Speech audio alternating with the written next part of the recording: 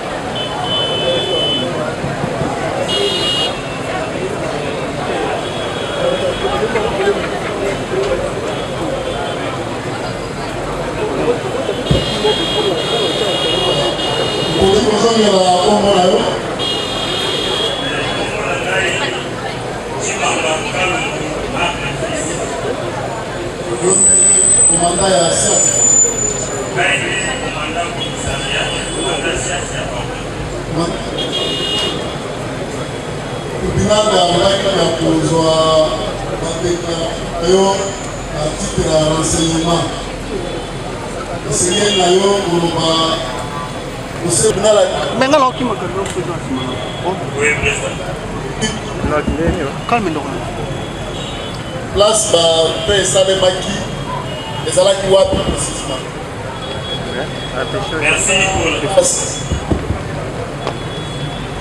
Merci pour la parole, monsieur le président. À la ligne, on a beaucoup de pour que tout le la vérité et la vérité, pour que ma campagne soit la population, il y a pas beaucoup de pays pour qu'ils mobilisent pour la population.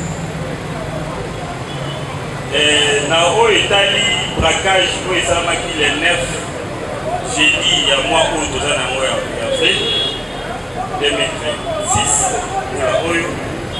Et Salamaki n'a pas confinement. Kaka la commune à Babumbu, mais na quartier Bichakucha. Bon, braquage de Salami, selon information la suite. Dans le salami, oyo ngai namoni groupe ya ba omoni na lute salami ya peu près. Bon, les salami selon rapport on a suivi ba ngai 16h45 ba heure wana 16h45 17h moins 16h45 17h wana yo zalai wana doti kokunda police na biso azali AC abandé kozala na société ya Chimanga kufaki tokende kokunda ye. Mais à partir ya morgue ya Roi Baudouin ngai na zongi ti awa balinga mosusu bakendaki sota au braquage zo sala yo za kiwa précisément na morgue yo za ki awa na donc braquage esalemi ntango braquage ezosalema ngai nazali awa na lupangu naoti mpe kokoma na balinga mosusu tokutani awa na niveau ya PCCAT oyo bauti morgue oyo bauti cimetière na ngai mpe kokendaki nalekaki na Pekin le même jour wana retour na ngai na yeti naye kokoma awa bango mpe bauti mpe kokoma na bango muchaka ndenge kaka basoda bazalaka après enterrement ya moninga na bango kaka na kati ya lupango na mbonga nini oyo oyokaki ke braquage esalemi mpe nani ayebisaki namoni groupe ya bamotard baza koleka juste na veni Belgica. Ngai nazalaki libanda ya bureau pembeni na bigo. Tozali kosala muchaka na baninga ndenge touti koantere moninga na biso kaka na libanda wana. Usika te babeleli ngai mon major bacriminel. Donc naumelaki te sur place na zwi nabengi Lelina Mamina nabengi bapolisi bazalaki wana na garde na ngai tobima kaka bamotard oyo bazalaki wana na mati na bamoto na garde na ngai bamosusu bamati tobandi kolanda bacriminel. Bango mpe omonaki bango na bamoto bamotard nde bamonaki bango nde bayebi nde bango bazalaki nde tobandi kolanda o bango wana tokomi na presse na avenue Kibati Belgica bakoti boye na droite tolandi na droite donc bango à 60 mètres biso na si tokomi ti na kwa Kasai libulu ezali wana me toforce kaka toleki ono bakei Kasai tout droit vers Kabila tolandi bango tant tozona tokomi wana o bazwi droite lisusu bakei boye vers Bokassa tolandi vers Bokassa bango liboso biso kaka na si tokomi na Bokassa tokanisi oye bamati soit distance unique ou bien bakiti boye basoki note bake kaka vers Kasavu ou presque Kasavu alors tolandi sous vers presque Kasavu tokomi wana balobi bango wana bazokende tout droit Kasavu tobandi kolanda bango presque Kasavu tokomi na Dima Kasavu namoni kabase na biso ya commandement ya ville ezalaki wana so bazali na opération nabeleli bango wana bikeno boya bacriminel baza liboso boya donc directement biso tozali na avantage po tozali na bamoto eta bango basala manevre tokomi na ponga bi totali bien bayebi to bake boye vers stade de Marty na entrée au bazwi triomphal tokomi na entrée ya stade de Marty po basali ya sika boye entrée moko ezalaka na basali sika me na porte nango portail nango bazokota format te toleki wana mwa moke namoni na ngambo ya bango wana donc directement babandi coup de feu baza na ngambo kuna mpe kaka bakati sikoyo place oyo ezalaka donc na baséparateur oyo ya triomphal ngambo ezokende ponga bi na ngambo mosusu ezokende palais du peuple maintenant na séparateur wana na katikati wana ezalaka mpe mwa vide polele ezali wana donc babalukaki nde wana ntango babaluki directement babandi coup de balle babandi pa directement na bisi mwana moto donc wana tomoni kaka nga namoni moto moko mais oyo mosusu wana bazalaki na bango wana namonaki yango te mais moto moko oyo nga namonaki directement na bisi mwana moto ale telema awa telema epuis couche nano na se parce que ndenge bazobeta bout porta boye eza doy tokwei na gare toyanga tokwei na se na kokweya wana elema nanga mosusu bazalaki liboso na moto mosusu ntango mpe bango bakwei na bi ale répliqué parce que naesakaki ya bana chambre ntango barépliqué bango kuna bazwi panike oyo azalaki na moto azalaki epe mwa liboso azocouvrir motard yesko azobeta sikoyo policier azalaki wana ntango abeti ye pa répliqué ntango répliqué bazwi bango panike bango nyonso ntango bazwi panike bali kokima vers ponga bi na babac ble moko ezalaka wana batie batone mopanzi batekaka bamituka place donc juste kaka na point wana ale namoni bamotard mosusu aye akwese moto oyo criminel mosusu azalaki na yango parce que oyo mosusu azalaki na se nde abanda kobeta masasi wana nazomonana na ye donc directement akwese oyo wana bango tozalaki na bango mpe alaso nde population alandi oyo wana ya monene wana bakangi ye oyo azalaki na manduki oyo ya monene oyo natikaki na oyo ya monene ye oyo voilà ntango bakangi ye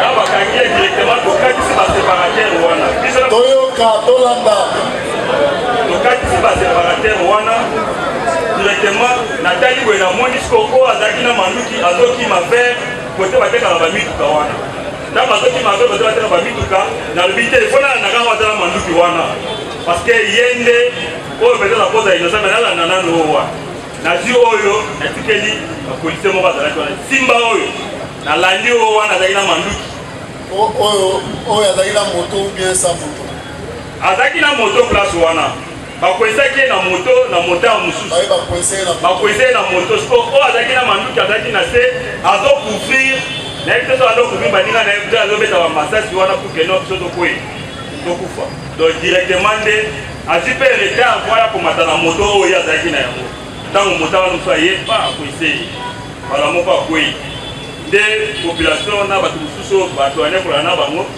akwei na ye fait que tokoma wana nde na juillet na bite bosimba moto oyo alandi sikoyo oyo azalaki na mandoki direction wana ekokimela ntango nalandi ye nakomi mwa liboso kuna namoni bamaîtrise poste na biso moko ezalaka wana ya la police na bato moko batelemaka wana oyo ya baparti politique bazali mwa ebele na bamaîtrise oyo mosusu azalaki na mandoki parmi bango misatu parmi bango misatu eza ye wana nani Christian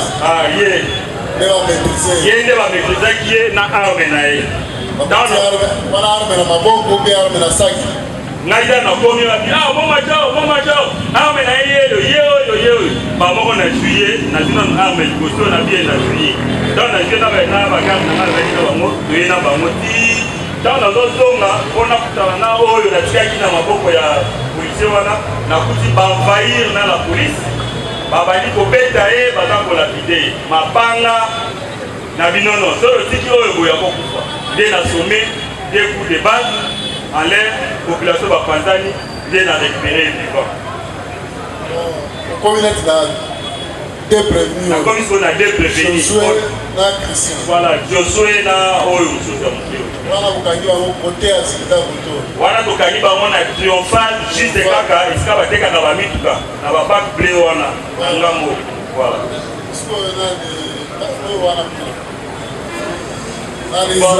oyo ngai na ye komonela ye kaka apartir ayebi te me na tuni oyo mosusu oyo bozwaki ye wapi nde lieutenant mami na bino tokangi lisusu 3e aza mpe na kati wana 3e okangi ye wapi oyo tokangeli ye kote ya inde 3 nga na bi bon ngai nazali nakoki kokotela mpe motu te tokoma kaka bayeba ndenge nini bakoki kodeside nde bakotaki na mutuka me komona ye boye na bango na te komona ye est-ce que à part bango mibale otoba bango misato est-ce que bokangaki bato mosusu en dehors na bango donc na bango misato ezalaki kaka bango mibale oyo ndenga namonaki parce que ezalaki neti toyi toyela bango na kabasele mpo kabasele ye okuta biso tosi tomaîtrise bango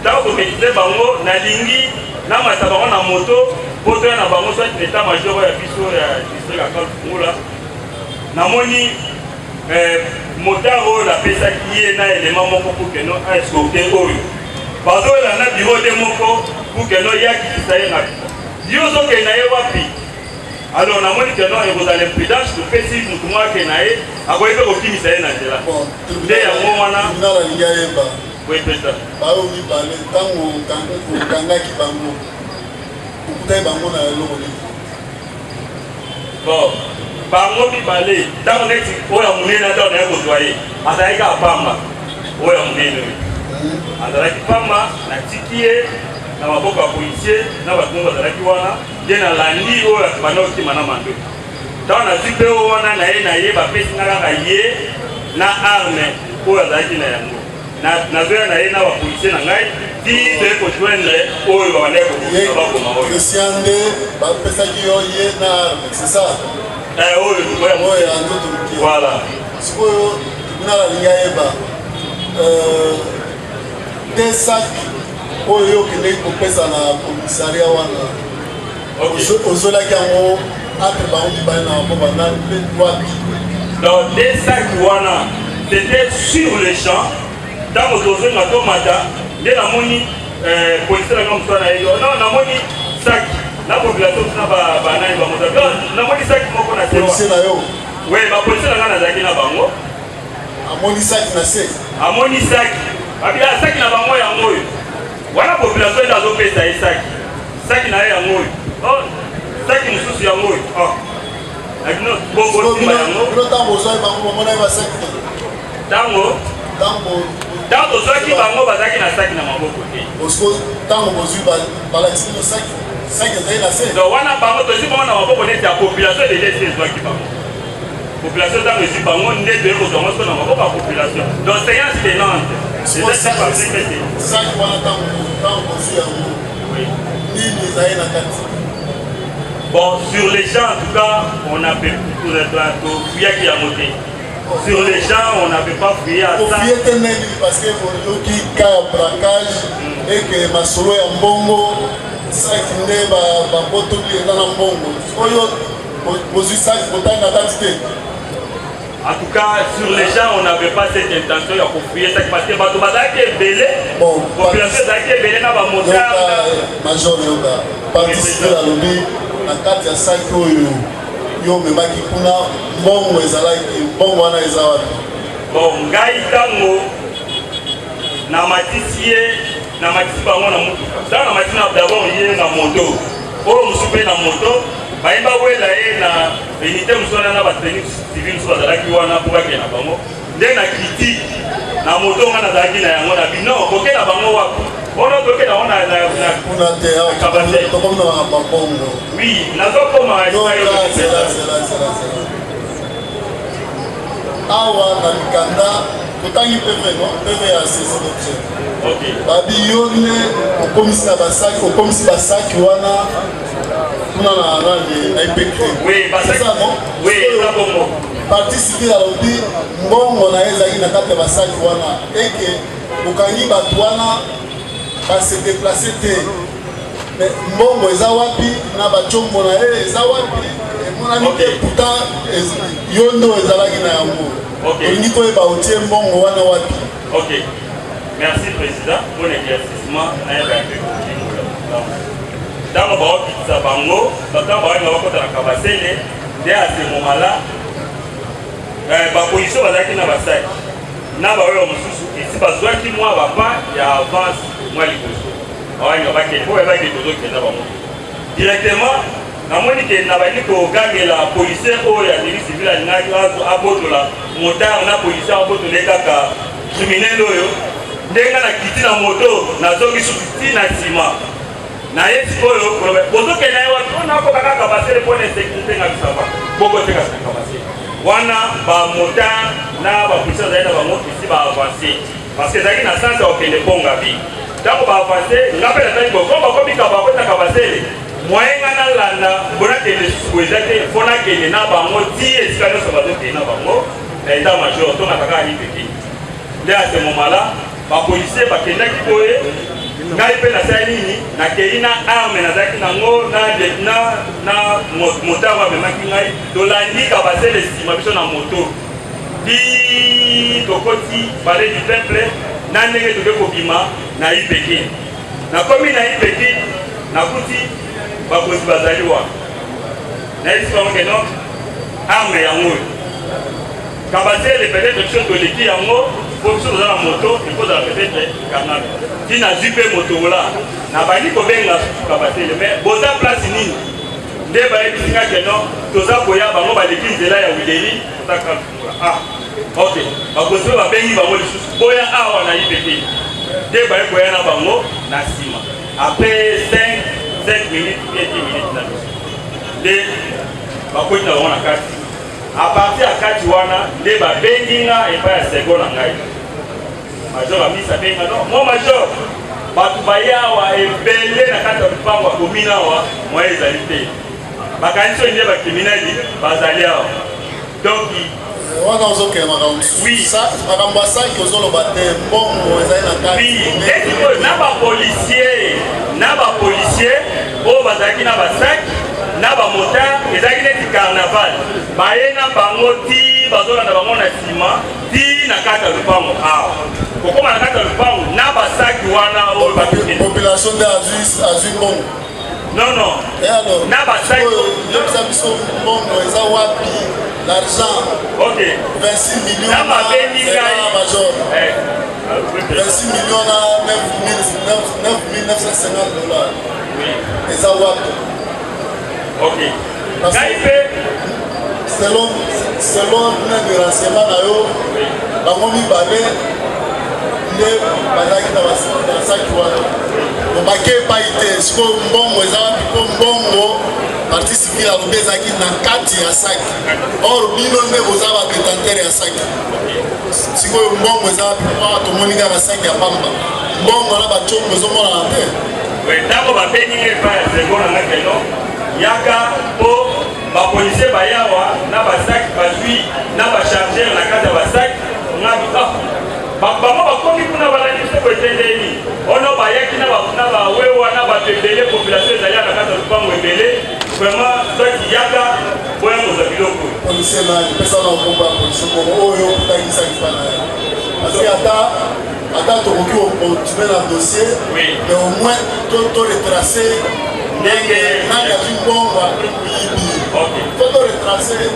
a partir ya wana nga parce omoni ya honorine ezalaki ye ayibi soda mpe ayibi soda asambi mpe na ndenge na ye me awa bon ministère public abi bango bayibi bango misato bayibi me mbongo saki oyo mbongo ezalaki na kati ekomi na maboko ya policier donc il faut toyeba mbongo eza wapi eza bongo président andeora wana tribunal alingi ayeba nani azalaki mokonzi na place okokanga bango ndana azalaki na grade ya likolo boni basaki ekomonana eza na bambongo na bamunition batiki yo okende na ipekri yango ezonga koto oyo mpola nini pandaki boyebiki dossier ezokende na ipekri bino bozongisi mbongo na bamunition boni eza bongo président eza bongo ndenge olobi maintenant nalimolela yo place wana ezali incompréhension entre baélément oyo bayaki mpo base bacriminel bakende na ye sans destination oyo nga naza wana motu parce que falai tokende na bango tudwa kongabi tozwaka sabuku to ya boye alors ezali ke ntango nazongi nsima adimetobi me yo kuzala na criminel boye namoni motar wana nani biro de wana akangi motar des autres prénoms bakende na ye boye te nde asemo malanga na zongi pendake mouvement ya biso nyonso na baposition ezalaki na basaki ezalaki vers kongabi pesa tribunal kombo ya policier na basaki ezali policier Chipata na ata policier public policier Chipata greffier na policier na brigadier chef Kayaka policier Chipata na brigadier chef Kayaka mbongo emona alors c'est pas policier comme moyibi ya mbongo bayibi non je ne pense pas que bayibi bato ata 100 francs te monsieur le président teme bango zela major bango bake epai te soki totieke bango nde miyibi soki totieke bango nde miyibi bango nde baza na saki ya mbongo ntango kokangi bango na mbongo ezali parce que minduki ezali no munduki ezali bamunition ezali na kati ya saki ya mosusu ezali mbongo kaka nde eza te alors nde yango wana epuis mbongo lekende na ipekri saki direction ezwi direction mosusu nde yango wana ngai likolela yo monsieur le président bapolisier na ngai naza na bapolisier miyibi te wana naza koloba yango na miso ya bato nyonso parce que a partir ya kuna na bendi ntango babengaki no baye na basaki boye na population nyonso nabi bakomi kuna maintenant po moye nabenga mopena telefone population azwakisaki na maboko bo bango bazwi batango siko na kombi awa policier nde aza na saki na maboko population te monsieur le président ntango ngai moko natuni situation mbongo apartir ya ipeki silence toyoka tolanda ngai moko natuni situation ya mbongo apartir ya ipeki nayebisi major amis commandant na saki wana bozwi mbongo eza boni alobi na ngai ke mo major tofie sak na misu ya bato nyonso awa na kati ata 1 franc ezalaki te sikoyo okoloba boni na déclaration ya parti civile po alobi ke na saki wana nde mbongo ezalaki or saki wana baningo bazalaki na bango totia ke bango nde bazalaki miyibi wana bango basi bakimi mais saki eza mpa na bango epuis ntango bayibi bazolanda bango donc saki ekendeki kote mosusu te mbongo sikoyo ekozala te ndenge nini ata policier nao bayibaka te mbongo ekozala te ndenge nini ate bapolisier bazalaki escorte na bawewa na population na bakolo mbongo mpe balandaki bayaki na bango nzela moko non bayaki na bango en carnaval nzela moko ti awa na kati ya komi okaboli mbongo na bawewa non bango nde bayaki liboso wana nga nazali ana yibekini est-ce que esika policier azali wewa kobotola saki azwa mbongo non mbongo eza wapi nde yango na ye kota bakomi awa sur place wana bakuti mpe famille ya bavictime bafandi awa na komi na moto na bango ya karta oyo batilikaki ye sur place wana mpe saki ekutani kokota na biro te babendi bafamille nyonso baservice na biso nyonso ya komine ezalaki wana ezala cp ya ane bazalaki baservice ya dg bazalaki wana azoyebisanga na telefone sd ayebisi na telefone baservice nyonso ya komine bazalaki bafongoli saki wana séance na biso ya bato nyonso ezalaki na eloko te kaka 5 chargeur ya arme avec munition ya fois et puis partie civile oui telema yaka liboso tozalaki na misolo ebele boye polisi azwi saki oyo olakisi biso ame mbongo eza na kati te ozokosa tribunal mpona nini eloko nini ezolakisa tribunal ke ya solo mbongo wana ezali na kati po polisi olandi komando mbongo eza na kati te population amoni ntango bafungoli Monsieur le Président, nga motu nabimaki na mbongo wana naza na bapere nayebutaki koyebisa bino nabimisaki mbongo $9,950 na siège na Gombe na maison nanga bana bima natikalaki na 6 millions mutu oyo ayelaki ngai 20 millions azali ayeli ngai 4 bot ya ba 10,000 na 2 bot ya ba 5,000 lokola 20 millions nga moko nazalaki na 6 millions esali lokola 26 millions na kati ya saki na 9,950 na tie na nsima ya soko tali na saki na nga wana na poshe ya nsima na saki wana bimisa saki wana tali na saki wana afukola alakisa biso komanda saki wana yango nga amonaki saki oteta na saki na nga zela fungola nano soza na kati ezali te saki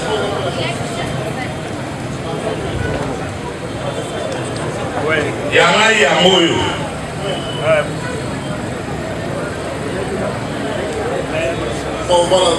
polisi oki asizwa lisusu lakisa biso na basaki mibale wana ya yo eza wapi ya ngai yango oyo saki na ngai yango oyo na nsima awa poshe ya nsima awa nde place nataki dolar poshe ya nsima oyo natie dolar awa $9,950 awa na kati ezalaki na franc calculatrice oyo ezalaki mutu awa na poshe oyo natie carré na kati ezalaki na 26 millions na $9,950 boni mbongo emonani te parce que soki tozwi hypothèse ya ministère public na komanda bakangi bango mpe bakuti bazwi biloko oyo est-ce oyo baye na mwa bafungole eloko eza te oyo ozokosa tribunal ngai nazokuta saki oyo na hypocrite saki ekomi na hypocrite ndenge nini ezalaki na maboko ya bacriminele ye nde moto akendeki nango na komanda or moto akomisi saki na hypocrite eza nde yo tiana na basaki wana awa eza nde yo mbongo eza wapi merci monsieur le président question wana ngai mpe natunaki ntango naye kozwa basaki awa ntango babengi nga ke baza na basaki awa na 5 charger na kabulu na bango epuis na écharpe moko boye to nayaki ngai moko te monsieur le président tozongaki toyaki kapasele oyo ememaki bango kuna yango nde toyaki na yango lisusu ti awa na batemoin mosusu oyo ya ipeki oyo apeki tozali na bango na kataka basele ntango tozongi na bango tokomi na bango awa nde baza kopesa biso rapport ya basaki oyo na bango elongo na ngai na bato ozali na bango na kabasele bafongoli mpe basaki totuni mpe nga mpe nazotuna bango bazali peki bazotuna mpe komanda oyo bapesi nga saki seko na ngai na sd nde babikeno ndenge ezali boye bafongoli basaki oyo na miso ya bato nyonso bavideo yango oyo bafilme mpe ntango bazofungola basaki mpona kofie bafilme mpo ezala teko bapolisie bazwaki mbongo tusa bango mpe bazalaki trop prudent bafongoli yango bafilme na miso ya bato nyonso mpona nini ntango ozalaki kuna ntango ozwi yango ofungolaki mpe mpona nini ozeli ti kolongwa kuna tiko ya kokoma koto oyo nde kofungola me kuna esika bozwi yango oyo mpona nini kofungolaki te kuna monsieur le président ndenge ezalaki wana neti ngai natenaki compte na makambo ya basaki te nayebisi nawelaki bakriminele oyo nazalaki na bango vraiment na problème ntango naweli na bango mpona kotoa na mutuka na ndenge bango baye kokende baye koya boye en tout cas même ata ndenge bandaki koya wana monsieur le président mutu moko te akozala déplace ata liboki ya mbongo boye ubie azwa jamais mpo bazalaki escorte na bawewa na bato na biso ya badipogre oyo bazalaka na cwapa presque population nyonso bando ebele wana bayebisaki yo te mpona nini ke tozwi basaki wana ozoloba ozalaki wana bazwi basaki bayebisi yo mati okei so tolandi version de fe na yo balongwe kuna tia awa na basaki nzela bayebi ke dosie eke boye balanda nango boye bango baye nango nanu bakanisaki tozoya boye na barongo kote basalaki kote bakrik nde bayaki mpe bango moko te bapolisier na bawewa bazolanda bango nyonso tu epui ntango bazokota na lupango oyo ya komi population nyonso oyo bandekolo na bango bakotaki bango nyonso ti wana mais na kati ya saki wana mbongo ezalaki te peut-être mbongo ezalaki mpo bazalaki des équipes motaba mosusu peut-être nde bango bazalaki mbongo bake na mbongo meke oyo policier akotika civil azwa mbongo ye aza wana non bango bacriminel bazalaki kaka mibale oyo te bazalaki na oyo babengi soki mpe neftali wana oyo asidaki kombo na ye bazalaki na neftali le grand criminel wana bazalaki na ye alobaki awa na ye peke major zela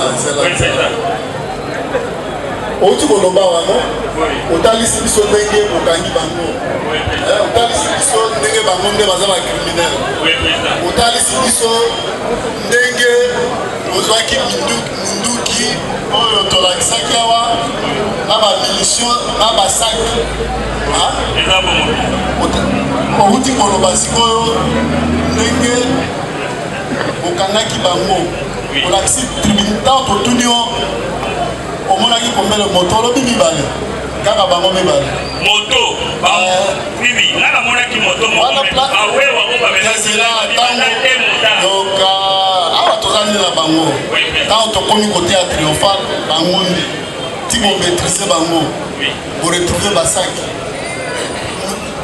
baninga na bango basi bakimaki yango tolingi toyeba mbongo ezalaki na basaki oyo bango mibale bazalaki bazwaki eza wapi parceke bino nde boye bino kutu te yo nde okomi na saki na commissariat provincial c'est ça ngana kunai na mopleke na ezweli yango awa nde naye kokei yango suna apartir ya awa na kati ya commune esi bafuyaki deja bapesinga mpe rapport eno ntango bafuye yango bamoni ata 100 francs ya kokatana te nga mpe nakamwe na mpe c'est vrai problème eza te ozwini okamwaki mpona ye pone nga mpe nakanisa eke non mbongo ekozala na kati donc partie civile akosa bon ngai nakoloba te ke kambite aza kokosa non parce que eloko bacriminel bakendelaki ezalaki nde mbongo oyo azalaki mesaki emonani oyo ezalaki na mbongo siko mbongo emonana te bon komonana ya mbongo monsieur le président ezali mpe mystère te bino bozali wana oyebi ndenge akoretrase na ngai moko oyo ngai nazopesa bino ezali oyo ngai na vivre yango nde naza koloba kosenga mais oyo bazalaki na baninga na bango mosusu ndenge bakimi soki basantanaki bambongo na nzela ntango bazokima parce moto abandaki kocouvrir bango ezali bazali na manduki oyo ye nde azocouvrir mpo ke bao mosusu wana ya moto mosusu wana bakima ezali ye alors ntango tokomi na ipeki oyo alobi keno tozalaki na nef wana babengi ye nefali c'est édifice criminel ya modele ye atangi ye defan bakonsi nyonso na ipeki bazozali mpe bavideo ntango bazanga baza est-ce que bazwaki basaki pa ya nef bon saki oyo bazwaki yango pa ya nef non basaki bazwaki epai na bango awape ekomana na polisi monsieur le président okoki na korapele tribunal ozalaki alerte na niveau nini place nini oyo ozwaki information ke bacriminel bavisite commune na yo place yo sa ezali juste devant deuxième porte na ngai ya commune deuxième porte wana nde bamoteur wana koleka wana babeleli mpe ngai ngai mpe na moma wana beleli mpe bapolisie na ngai liboya tokende na garde na ngai tomaki na motar yango mpe amemaki ngai mpe aza motar asalaka mpe awa nayebisaki eke oya omoma oyo tokosamba mpo yo tomemai nga ntina ndenge tozokoya mpe na yo pandake bazovise biso na masasi kuna omonaki makambo nyonso ye mpe epe témoigner information oyo ozwaki elobaki nini ke bacriminel basali nini précisement balobi bacriminel bakoteli cambiste na trap baconfina babotoli ye bongo babeti masasi bazalaki te motar bamemani 2 na nsima na bamotar te baleki boye bauti boye baleki na oyo baveni dimarché belgica na ndenge na retrasaki tolandi bango wana belgica kibati na ndenge tokelaka bango. Donc tribunal est noté que ozalaki déjà en amont averti que bayibaki mongo. Bon, réflexe na yo en tant qu'enquêteur ntango okomi olobi bamaîtrisaki prévenir Christian. Oui, prévenir oyo nde bamaîtrisaki tozana na Christian ye ntango nakolanda ye kuna nde nakuti bamaîtrise ye na bato ya parlementaire wana na poste na biso ya polise ezalaka na babe na yango sifano poste wana nde a partir ya wana ce n'est pas que poste yango oyo ngai nakomi ya non nakuti baza koyanda bazoyela ngai ye ngai nazodevere bango mpe baza koyanda tokutani juste na katikati nde bapesi ngai ye bapesi ngai na arme mais azalaki na saki te azalaki na saki na maboko te parti civile takisaki na mokongo ezalaki nani réaction na parce que mbongo jour wana ntango babotoli ye yango saki ezalaki na maboko na yo. Ok, ntango bapesi ngai ye apesi ngai na saki te nani apesaki yo population sikoyo saki na ye saki oyo ekomi na maboko no ndeni. Ok, ntango ngai nazongi na ye ti na prince na triomphale nazokopekisa population oyo bazolinga babeta ye tozokopekisa population ntango nazongi nao avanda komanga na prince na ye nani mpona tala oyo natikaki na maboko ya polise mosusu mpo bamaîtrise ye nakuti ye na se baza kolapide ye nde nazwaki siko oyo mosusu natiki na maboko ya polise na ngai nazalaki na ye garde na arme oyo ya siliko bapesaki ngai nde na maîtrise population mpona kodisperse avec 2 coups de balle en l'air nde nazwi ye vivant na rejoindre ye na oyo sozalaki na bango apres kapasele nde ekoya pendant ke kapasele ekoya na bato wana mosusu tana bato wana moto namonaki nano saki te saki na ye komona yango na nsima baza kolakisaka kena tala saki azalaki nango yango tala saki wana pendant ke toza kowelana na bapolisier oyo mosusu nani yango wana olakisa yo nani bon ngai namoni saki na moni sac na mkongo na policier na ngao chipata alati sac o mususu sima policier na ngao garde ko na sima garde na ngao na o sac ni ono sac ya ba criminel na la peso copia dans la population de ba pesi pour les réalités toqué. Mais yo en tant que chef, parce que yo ndozaki mokonzi na bango nyonso réflexe na yo ya liboso ntango oyebi ke bato baza bacriminel bauti mpe kobotola mbongo balobi saki eza ya bango, pourquoi ozwaki réflexe te ya kovérifie saki wana pendant ce temps là na moment wana? Pourquoi? Bon, réflexe wana comme déjà saki ezalaki epesi référé na mboka polisi on va, à tout moment, on va faire quoi? On va déplier ça, la présence de la bâtiment. Mais si et là, comment on repère? Oyebi, Jela, Jonto Pascal. Oyebi? Jela, Jonto Pascal. Ah. Bon, comment on en a évité? Oh. Yende a établi document. Ma, pesa ye pefe. Jela Jonto Pascal. Tala ngo malamu, raisonner malamu. Oyebi?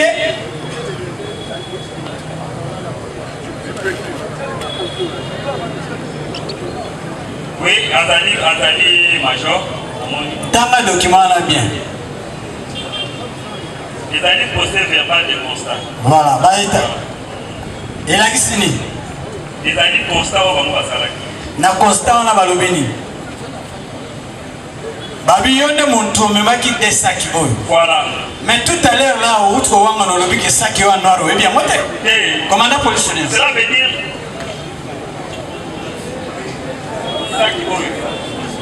Oyo lobi sac oyo bien moté. Et puis non, non, répondre d'abord à la question. Oui. Ça va être moi. Là, ça me donne la taille de la vie. Il y a mon bon sac comme un baiser. Mon bail qui a deux sacs. Il y a deux sacs Tikuna. Alors, ce que ça dit pour le Nakowana, c'est bon. Moi, il y a un marque. Tribunal est noté. Moi, il y a un sac qui peut marquer un sac. Renseignement. Mais ça, deux sacs. Renseignement, ça va calmer. Oui, monsieur. Tribunal est noté ni. Que ça qui oyo, oyebi en moto, oyebi en moté. Là, on a dit deux sacs. Mais on a dit ma marque à sac. Mais quel a le bis oyo que ba sac nyo somi balé. Oyo, na oyo msusu. Yondo memela ki yango. Ok. Na ina dit ba sac a on a commissariat na ke nango. Na jamu na maboko ya bato oyo ba yaki na ngo boye, après na ke nango na yipeki. Na tiki deux sacs kuna. Ba sac pe saisi d'objet d'amour, mais là, quand la marque à Saki, Saki aussi, ah, ou attends, on m'a dit qu'on a triomphé. Oui, à partir de triomphal, il y a une mauvaise côté, mais comment il y a un Saki Oyo, Oyo, qui a une information qui va y aller bon. Pourquoi il y a un policier dans un dingin pour récupérer les mots avant? C'est un peu compliqué. Bon, dans le pays, il y a des amis qui ont fouillé, mon ami, ça va venir, ils ont détaillé la bio de la carte. Bon. Donc, il y a une chose à tirer. Moto qui peut avoir un abattoir, monsieur le président, et qu'on soit bon, ce qu'on dit, ça a 100 fois la carte à sac, la mise à l'union, il devait crier. On crier, ah, il y a de l'argent. Oyaki peka na eloko moko te eza peka saki te awa jela zoloba omemaki lisusu moto TVS type 125 moto TVS eza ya prévenu moto TVS batikali kozwa ngo na nsima kuna eza te moto nayokaki yango kaka epa nango kuna ke non ya entre moto moko mpe mibale bazwaki yango na nsima kuna kaka na triomphal bayaki nango na niveau ya stade de martyr. Mais Dieu a levé bon moté. Dieu a levé boé. Ces objets reçus ont été ramenés par le commissaire supérieur Chimanga Marc. Et là, on a levé donc, il y a une moto, on a mis un bongo, on a mis un sac qui balai, un téléphone Huawei. Non, non. Il y a un biloko. Non, non. Ngai na tie ko na téléphone te na moto même ata ba moto ngo akoki koloba ngai parce que ngai namemi de saki oyo apatia wana ke na yango kuna mais moto ekokela ngo na ye pekini natikali komema moto na ye pekini parce que moto ememaki ngai ezaka moto bamoto ya bamotare wana ememaki ngai na bato wana moto oyo eyaki awa na PCCX ezali moto ya victime ya Jakarta oyo babetaki ye akwei moto wana eyaki ti awa na PCCX nde napesi SD nanga na bikeno comme ye aye epi ezala contact te en tout cas eza eloko na ye napesi kaka rapport basalela ye restitue par restitution basaleli mpe par restitution kopi ezali awa po ezotémoigne ke ye moko kolo moto ayaki kozwa moto na ye. Bon, réaction ezalaki nini ntango bazwi information ke baconstate ke eza saki ya victime ya partie civile bafuye bamoni mbongo te réaction ezalaki nini en face ya policier na oyo asimbaki saki wana ointerpellaki ye oui nainterpellaki ye apa na interpelle na tuli nano SD vraiment ntango bakomi na basaki awa nini bokutaki na kati nde babisaki en tout cas mon major lolenge bandaki koya nalo moto ya bato nde bandola na bango wana na ndenge bakomi awa donc ata espace moko te ke bakoki kodeplace ata mbongo na kati ya saki wana donc ça veut dire oyo mosusu ntango na tuni alvekelo te ntango bafongoli bamoni bacharge epuis akutaki saki yango koelele ezalaki ya kokanga te ezalaki vide maintenant direct ezalaki ya kofungwama nde omoni population na moment oyo ya nina nde bakangaki biso toza wana moko population ndenge bazalaki na basaki wana eske epuis basaki wana toyekoka yango en deuxième position ce n'est pas au même moment tone tokangi tozwi na saki boye tofuye non ezalaki na bango bapopulation nde nani polisi azali aloba azwango na moma nini epai ya population nde ekopesa biso nyonso yo olobi okutaki na arme ye nde bapesi na ye nde kokuta ye na arme te komona ye na arme aza kobeta ye bon ntango bapesi yo arme na ye na occasion nini yo ozwaki 5 charger oyo ok ntango bapesi ntango namoni azobeta tozwi wana liboso nga nasalaki na ye mpo nalanda kaka ye oyo nga namonaki na ndenge alataki ntango nakomi wana liboso tokutani na bato basi bametize ye bapesi na ye na arme na ye ndenge na nzio na bandi kozonga na ye mais bapesaki na ye na saki nazongi na ye kaka bakoko pamba na ye ti esika oyo mosusu azalaki sikoyo oyo nde ozalaki na terrain nala linga yeba saki wana bazwaki mpa na ye baze pa Josu mpe pa Christ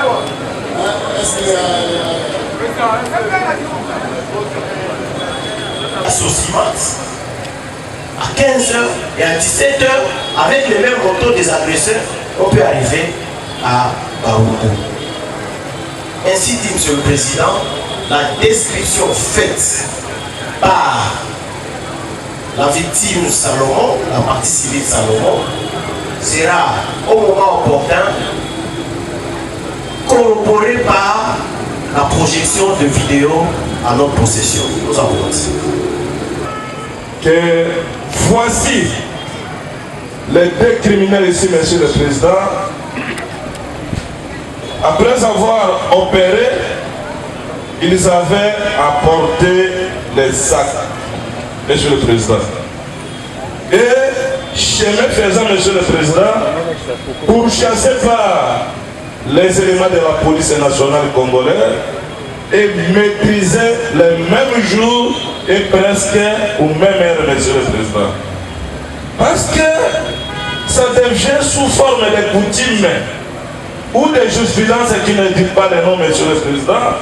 Le principe ou système de voleurs volés, Monsieur le Président, distingué juge. Vous ne voyez pas, Monsieur le Président, que nous sommes à l'obligation de citer pour que l'OPJ Simba de la police criminelle, Monsieur le Président.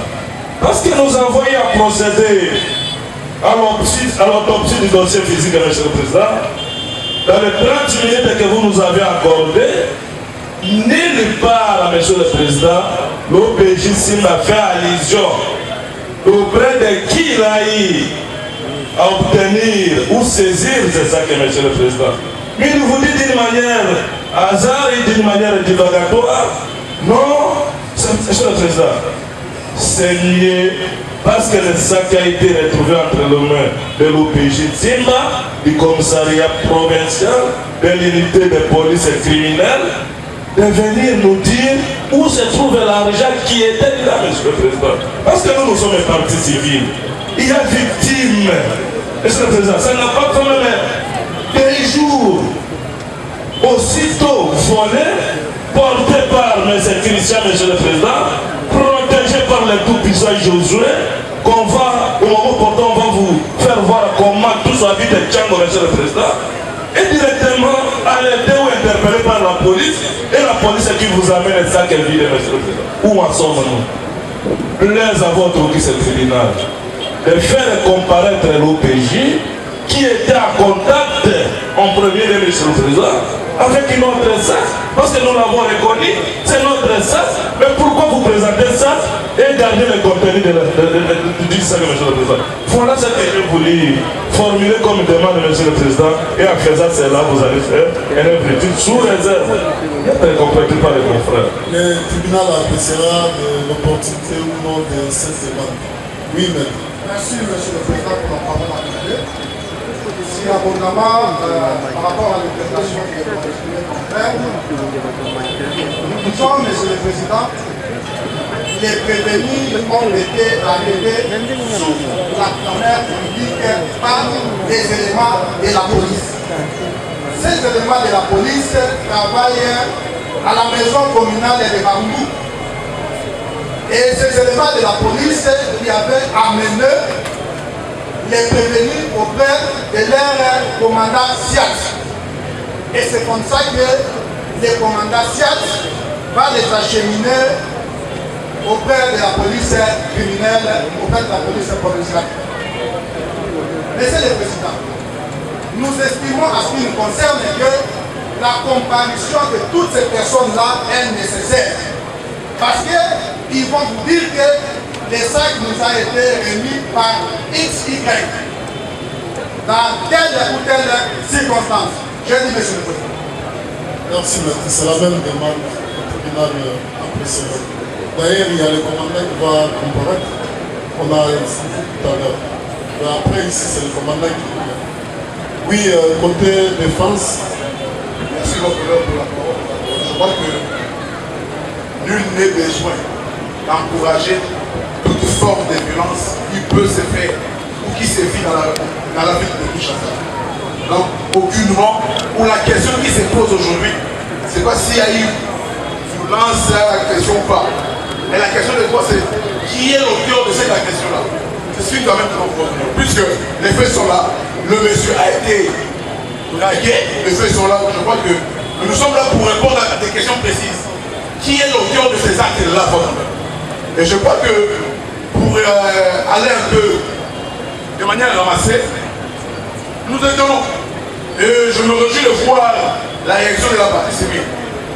Même dans cette hypothèse-là, où c'est soi-disant malfront était arrêté avec le sac, un sac pris.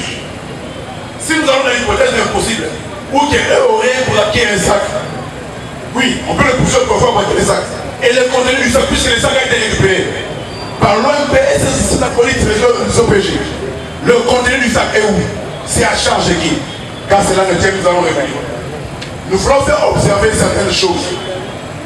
Hier, l'OMP était là, tout feu, tout flamme, disant que non, il va le confronter. Et avec les tenues qu'ils avaient, puisque c'est lui qui le détient, les OPJ sont sous sa garde. Il va ramener leurs amis pour le confronter par rapport à ça. Et tous on était sur notre soif d'honneur. Voir l'officier du ministère puis apporter les amis et confronter ses amis avec la réalité. Je suis estomaqué de les suivre aujourd'hui dire qu'il ait été en pantalon noir, bleu ou rouge, peu importe. Non, ça c'est c'est plus le droit, votre honneur. Les faits doivent être cristallisés en droit.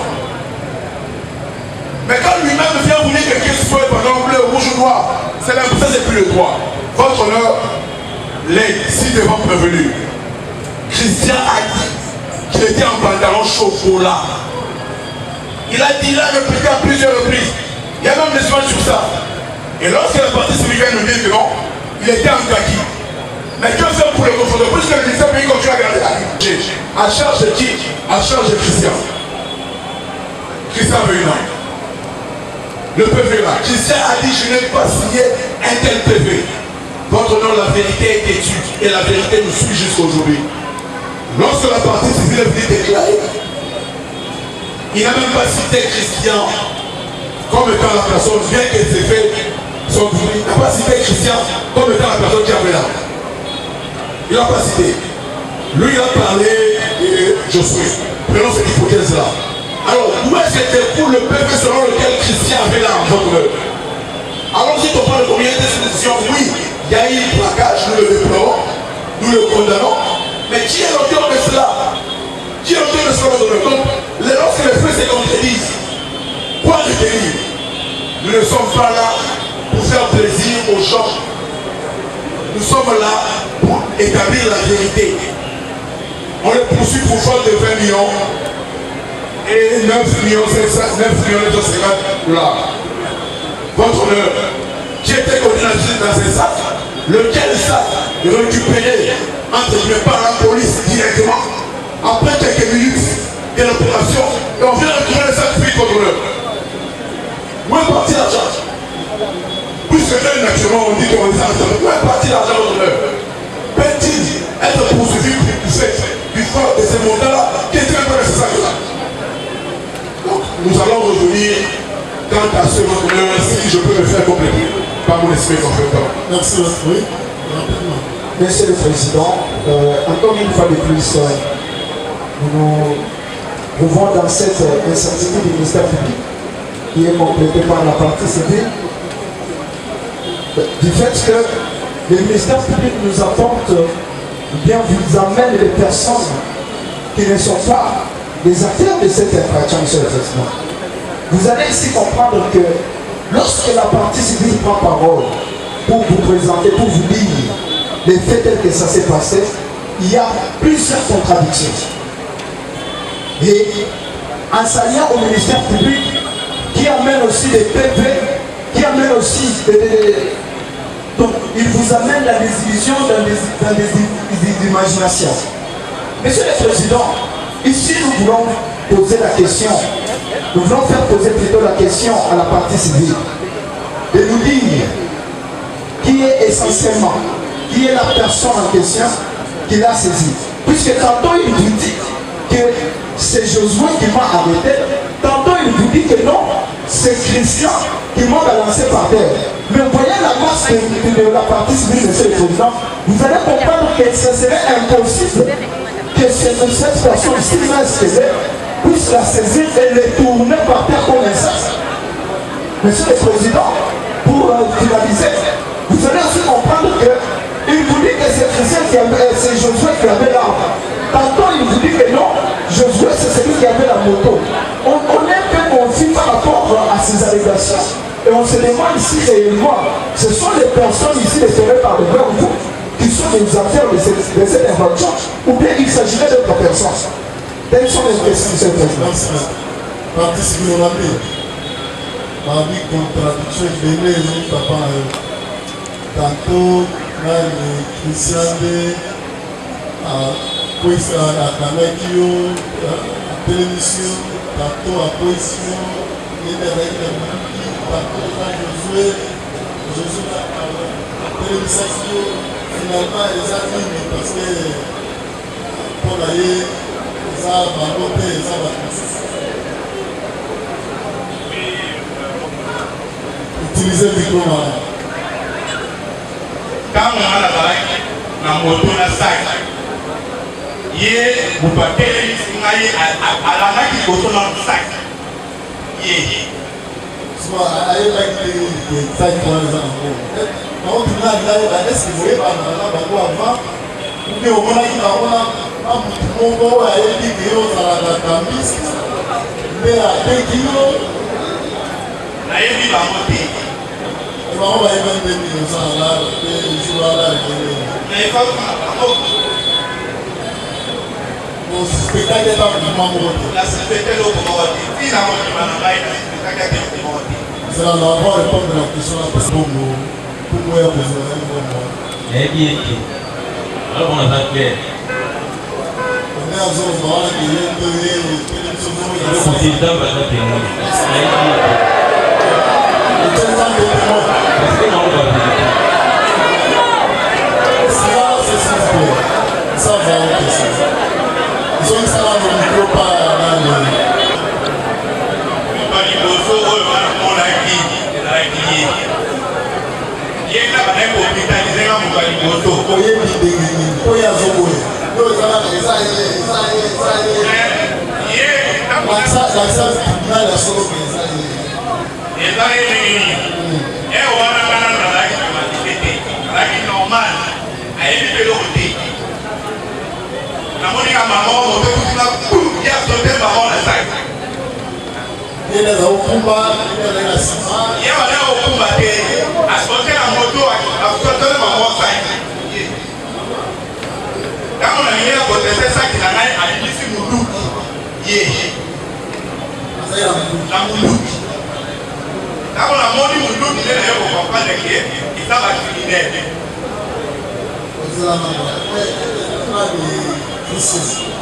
osambana olobi nani Josué azali na mpe alobi Josué azali na oyo vice président nakuna zokoka kostamba te mpe na opg wana soki asalisaki aya soki nga nasambaki kinga na iteke aya atunga bakestion wana oyo eza ndongo so bakuna ye kopuna ngai mpe nga na répondre aloko akuna kopuna moko est-ce que précision vous avez pour participer à la précision pour tomber la commandant attendez la participation votre honneur hier je crois que cela a été noté il a décrit comment ça avait porté avait un sujet et un plan dans sa l'intérieur par rapport à tout ça le ministère du Val de Loire avec le peuple là est-ce que la partie civile peut confirmer par devant vous qu'il a dit la Pouka en pantalon bleu et en polo noir comme il venait de le dire ici. C'est ça, c'est notre question. Est-ce qu'ils ont confirmé ma voix et un plan? Oui. Il a même dans la vidéo. À la taille par la Chine, même quand le ministre a dit qu'il a été écrit, il a dit qu'il a pas la kaki. La vidéo est là. Il a dit qu'il a pas la Chine. La vidéo est là.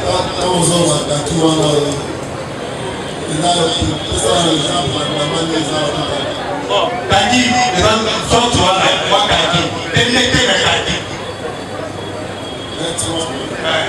Moi, je suis là. Tout à l'heure, la section, ça fait parce que c'est moi qui ai été. Je parle, c'est moi qui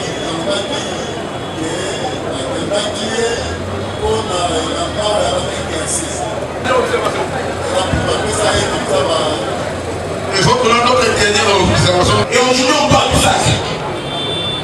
Si réellement c'est ça qui a été fait entre l'homme et votre honneur, quel est le droit? Mais quand on doit établir aussi un peu faire les saisies d'un sac, nous nous demandons votre honneur. Ce sac-là appartient à qui? Ou ce sac-là a été fait entre les mains de qui? C'est ça notre question. Puisque si le sac a été fait chez eux, on aurait établi un PV des saisies. Tout naturellement. Et on nous parle aujourd'hui d'un sac que nous faisons tomber comme un chevet. Et la question de l'homme c'est et qui provient ou qui a été ces sacs-là? Et quelle est la preuve? Le peuple fait saisir ces sacs-là. Quelle est votre question? Maître, le tribunal avait promis que nous allons soumettre des éléments de preuve au débat pour que les partis réagissent. Et là, nous faisons savoir par rapport 54 dit ceci,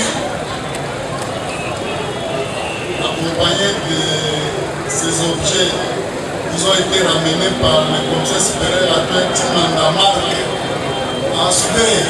Et je pense que va comparaître tout de suite là. avons constaté ce qui suit. Des sacs à dos noirs. Hein? Donc, consigné dans le procès verbal de constat. Une moto TVS, tu peux 125 nouveau châssis couleur noire. Et cette moto-là n'est pas arrivée au tribunal. La moto-là doit acheminer au tribunal. Hein? Il y a un téléphone Huawei noir.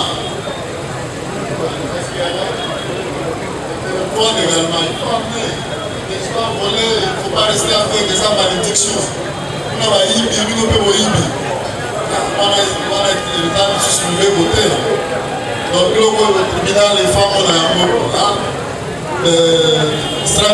Mais là, on prend contact rapidement avec l'OPJ Djela. Djela, Dino, voilà. Ces histoires-là, tout le monde a moi avant faire audience, tout le monde a un mot. Au Kani Biloko, commissaire, Kani Biloko, tu as un mot, on a commis Moïbi, non? Ils ont détournement et objet saisi. Le ministère public a coupé la Makamouana présent au fond de la mission. La politique a l'impunité. Parce que le dossier là, le tribunal, il a besoin du tribunal. Là, ça ne va pas. Donc il faut tout faire pour que le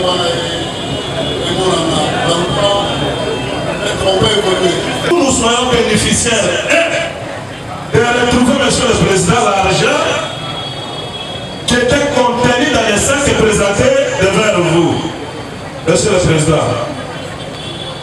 Voyez-vous que lorsque nous étions devant votre guise et tribunal dans le procès, on aurait les potes, monsieur le président, qui après avoir volé, aussi que maîtrisé, mais l'argent comptait disparu. Ça devient souvent des justices. Heureusement, vous venez de le dire qu'il faut vraiment, monsieur le président, décourager ces genres de pratiques. Mais il n'y a pas de contradiction, monsieur le président. Si c'était moi, l'avocat de la défense, on allait d'abord mettre en cause les PV d'audition, puis du reste des actes authentiques. Mais dans les PV d'audition, monsieur le président, qui sont des actes authentiques, leurs clients, monsieur le président, n'ont même pas fait allusion, même ici, d'avoir suivi de mentir. Non! Ils étaient à l'aise, monsieur le président. Ils étaient à l'aise en train de manger des sardines et auditionner. Il vous a dit, monsieur le président, parce que ça n'a jamais eu de crime parfait. Il vous a dit que nous venons d'opérer. Nous venons de neutraliser la commune de Baroumou, monsieur le président. Mais aujourd'hui, il ne vous dit pas que le PV, monsieur le président, lorsqu'un membre de carrière qui compose votre composition a posé la question, ah mais c'est le tout-puissant Josué, acceptez-vous d'avoir déclaré devant l'officier de police judiciaire d'habiter à Tchao précisément à côté d'un juge? Il vous dit oui. Et pour juger, il vous dit, monsieur le président, tout ce qui est contenu dans le principe, dans le PV d'audition de notre régime, monsieur le président, ce sont des choses fabriquées. C'est-à-dire dire quelque chose et son contraire. Pour les rencontrer, monsieur le président, ça c'était juste pour les ramener à raisonner en droit, monsieur le président. Pour les ramener, monsieur le président, j'ai pris chuter rapidement, monsieur le président. C'est pour vous dire qu'il n'y a pas de contradiction. Le prévenu devrait plaider coupable parfois, et je ne vois pas comment accorder les circonstances atténuantes. Dès lors que, monsieur le président, et vous jugeons nos semblables, monsieur le président, lorsque vous regardez Josué, monsieur le président, lorsque vous lui regardez son attitude même devant le tribunal, monsieur le président, ça ne demande pas de chercher les médias 14 heures, c'est un spécialiste, monsieur le président. Monsieur le président, parce que vous comprenez, je te remercie.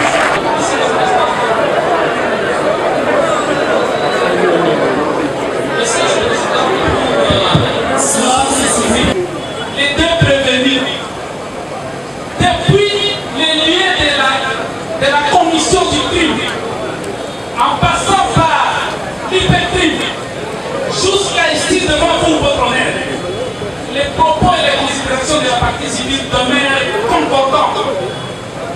On ne peut pas où se trouverait la contradiction en question. Par conséquent, votre honneur. On peut évoluer dans l'audition plutôt de la partie renseignante pour qu'elle nous aide auprès de qui on avait trouvé les sacs. Parce que de notre côté, on est en train de se dire sur le fait que où est-ce qu'on peut identifier l'auteur du crime. Mais les auteurs du crime sont passés aux aveux jusqu'à la preuve du contraire. On les avait. Qui se sentaient les véritables criminels? Merci d'être là. Gardez ça pour vos conclusions. Et par rapport au pays Israël, il y a des observations à faire. C'est pour ça que les déclarations de la partie civile. Il n'y en a pas assez, alors on peut passer. Votre honneur, nous venons de faire une observation. Premièrement, nous constatons que c'est une bavure policière. C'est vraiment une bavure policière. Quand on voit les circonstances de l'arrestation, le temps d'arrestation et le lieu d'arrestation est présumé criminel, vous voyez que Israël était sur enseignement pendant que c'était sur triomphal. Donc, et les gens qui ont appréhendé Israël étaient en tenue civile avec des manteaux. Devant cette flamme, ils se sont mis à se ruer sur ce gérant, sans trouver sur lui un quelconque. Je suis en train de j'essaie, nous avons tenté nos concitoyens. Non, avant d'arriver là, je te dis dans son ressort. Mais rencontrer les moyens de la partie civile. Non, la partie civile nous a mis à l'aise. Nous n'avons aucune question à lui poser. Jusque-là. Mais nous voulons seulement porter à votre connaissance. Parce que par rapport au ministère public, Ahmeda, parce qu'il est parti au procès, Ahmeda avec nous. Quand il s'agissait de réagir par rapport à Israël, j'ai vu sa tendresse, j'ai vu son élégance, en disant tout simplement que il y a d'autres qui sont partis, on ne les a pas vus, mais Israël serait arrêté. Mais il ne nous dit pas qu'est-ce qu'on reproche à Israël. C'est tout ce que nous voulons enregistrer.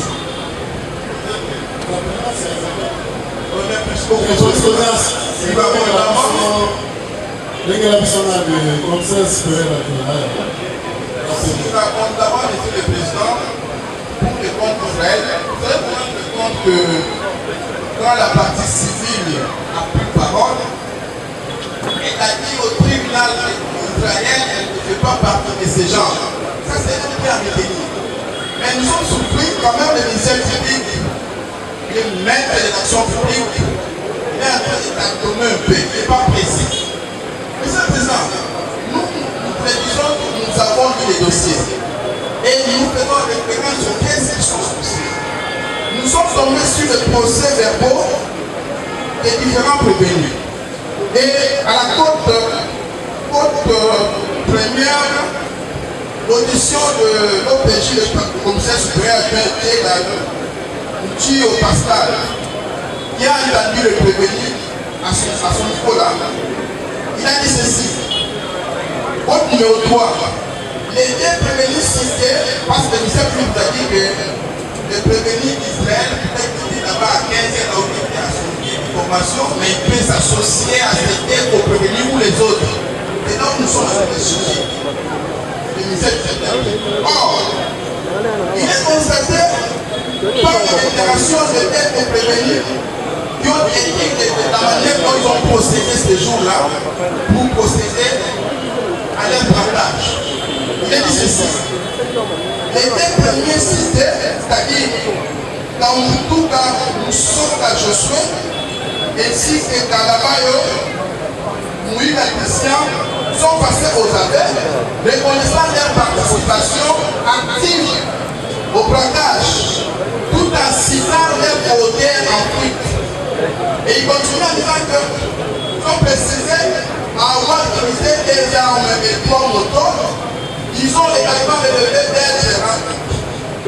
d'être rassemblés vers 15 heures. Donc, était pour prévenir et ceux qui sont en fuite. Ils ont relevé qu'ils sont rassemblés à MDR où dans une terrain située sur poids lourd, non loin de pont à Tété, avant même départ vers les lieux de Bible, où chacun avait un rôle à jouer. Et notre péché continue à poser des questions. Il dit ceci, par contre, il faut Imananga dans notre client, innocent de ce débat, il faut Imananga d'Israël en stage de formation d'entrepreneuriat chez l'Orange Corner RDC, ici à Saint-Galien, où il avait quitté vers 16h. Quand il couchait sur le il avait quitté sur le vers 16h, et le jour qui prime, confère les fiches de présence aussi. Les passages au lieu de son interpellation étaient suspectés par la cour au regard de sa chevelure, au croisement des avenues enseignements d'Ambeda, de la commune de Kassavou. Mais c'est le président, honoré juge membre de la composition. Il y a lieu de constater, là nous rappelons au ministère public, qu'au regard de propos, par rapport aux propos de ces co-prévenus qui ont les conteneurs forfaits, les prévenus Israël n'a pas été avec eux, même lorsqu'ils prenaient la décision d'aller draguer auprès de la partie civile, les prévenus Israël n'étaient pas avec eux. Donc, c'est si prenait pendant ce temps, il était à son de formation. Par l'inadvertance, mais il est arrêté. Lors de 16 même. Nous allons y revenir. Merci beaucoup.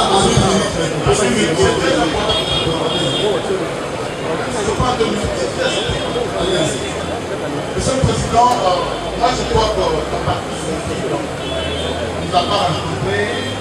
Je peux même dire que le ministère a un grand travail à faire.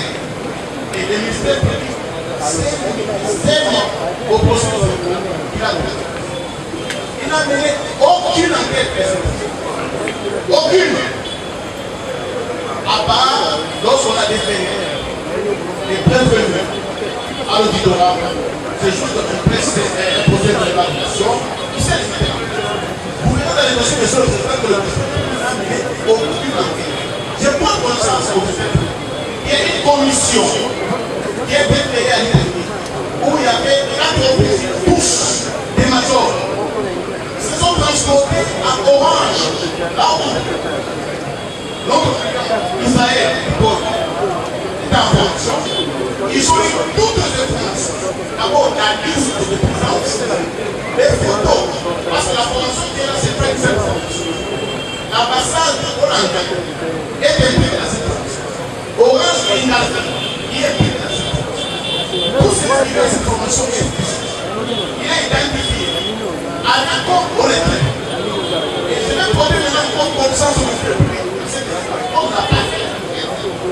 À ce moment ici, le camis de Tchang, le camis de Tchang vient de reconnaître les deux prévenus.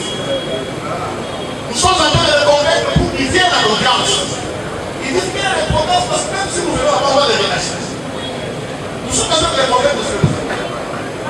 Nous prions que ces camis de Tchang qui reconnaissent les deux prévenus, dès qu'ils reconnaissent, les dossiers se répondent. On va prendre les dossiers. On ne va pas les voir pour chercher à savoir qui est prévenu, qui a commis, quand et où. Peut-être c'est trop tôt de partir, de mettre notre client qui est